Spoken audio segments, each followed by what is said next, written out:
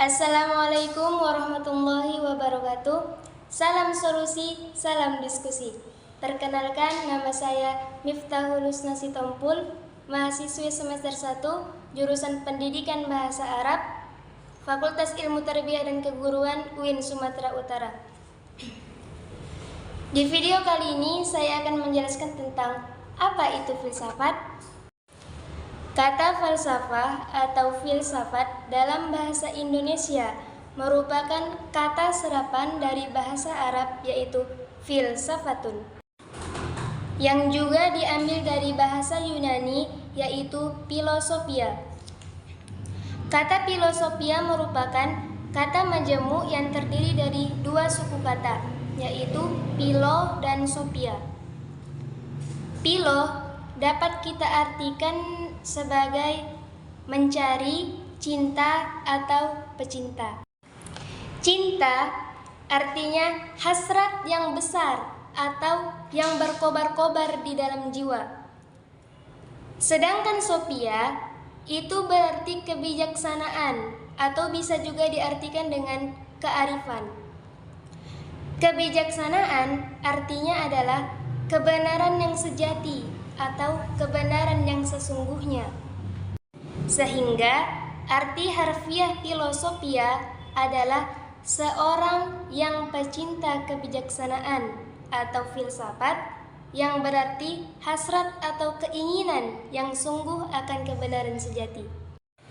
Dari data tersebut, kita dapat mengerti filsafat secara umum. Filsafat berusaha menyelidiki hakikat segala sesuatu untuk memperoleh kebenaran. Filsafat juga bisa disebut sebagai usaha untuk berpikir radikal dan menyeluruh, atau cara berpikir yang mengupas sesuatu sedalam-dalamnya. Cabang-cabang filsafat. Secara umum, para ahli membagi bidang filsafat menjadi beberapa cabang. Adapun cabang-cabang filsafat yaitu 1. Epistemologi. Epistemologi adalah cabang filsafat yang membahas tentang pengetahuan. Misalnya seperti asal mula, validitas, metodologi, bentuk atau struktur yang secara bersama-sama membentuk pengetahuan manusia. Yang kedua ada namanya metafisika. Metafisika adalah salah satu cabang filsafat yang mempelajari dan memahami mengenai penyebab segala sesuatu sehingga hal tertentu menjadi ada. Yang ketiga adalah logika. Logika adalah salah satu cabang filsafat yang mempelajari tentang kecakapan dalam berpikir secara teratur, lurus, dan tepat. Yang keempat adalah etika. Etika ini mempelajari tentang norma atau aturan yang digunakan sebagai pedoman berperilaku di dalam masyarakat terkait dengan sifat baik maupun buruk. Yang kelima adalah estetika.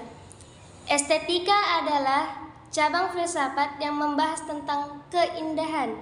Bagaimana keindahan dapat terbentuk dan bagaimana keindahan dapat disadari dan dirasakan oleh manusia. Yang keenam adalah filsafat ilmu. Filsafat ilmu mempelajari dan menjawab berbagai pertanyaan terkait hakikat ilmu dan persiapan berbagai metode filsafat dalam upaya mencari akar persoalan dan menemukan asas realitas yang dipersoalkan oleh bidang ilmu tersebut untuk mendapatkan kejelasan. Dalam bahasa Indonesia, seseorang yang mendalami bidang filsafat disebut sebagai filsuf. Dan filsuf pertama di dunia adalah Thales. Thales mengatakan bahwa segala sesuatu berasal dari air. Argumentasi Thales terhadap pandangan tersebut adalah bagaimana bahan makanan semua makhluk hidup itu mengandung air dan bagaimana semua makhluk hidup juga memerlukan air untuk bertahan hidup. Prinsip dasar itu haruslah pada sesuatu yang lebih mendalam dan tidak dapat diamati oleh panca indera. Anaximandros mengatakan bahwa prinsip dasar segala sesuatu adalah to apeiron. To apeiron berasal dari bahasa Yunani. A artinya tidak dan eras artinya batas. Jadi itu diartikan tidak terbatas. Ia merupakan prinsip abstrak yang menjadi prinsip dasar segala sesuatu. Ia bersifat ilahi, abadi, tak terubahkan, dan meliputi segala sesuatu. Dari prinsip inilah segala sesuatu yang ada di jagat raya sebagai unsur-unsur yang berlawanan seperti panas dan dingin, kering dan basah, malam dan terang. Filsuf yang ketiga yaitu Heraklitus. Heraklitus menyatakan bahwa dunia ini tercipta dari api, karena api dapat mengubah segala sesuatu dengan panasnya, sedangkan cahayanya menyala dan meredup sesuai dengan waktunya. Filsuf yang keempat adalah Parmenides.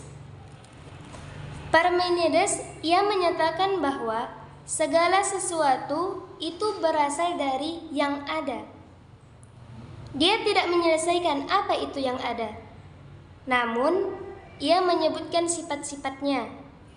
Menurutnya, yang ada itu mengikuti segala sesuatu, tidak bergerak, tidak berubah, tidak bisa dihancurkan, dan tidak dapat digoyahkan maupun disangkal. Karena bila ada yang menyangkalnya, maka ia akan jatuh pada kontradiksi, sehingga bagi orang yang mengatakan yang ada itu tidak ada, itu berarti secara logis yang ada itu ada. Karena ketika orang mengatakan bahwa yang ada itu tidak ada, maka dia tidak dapat menyangkal adanya yang ada. Dari situ muncullah adium terkenal dari Parmenides yang berbunyi hanya yang ada itu ada. Filsuf yang kelima adalah Demokritus.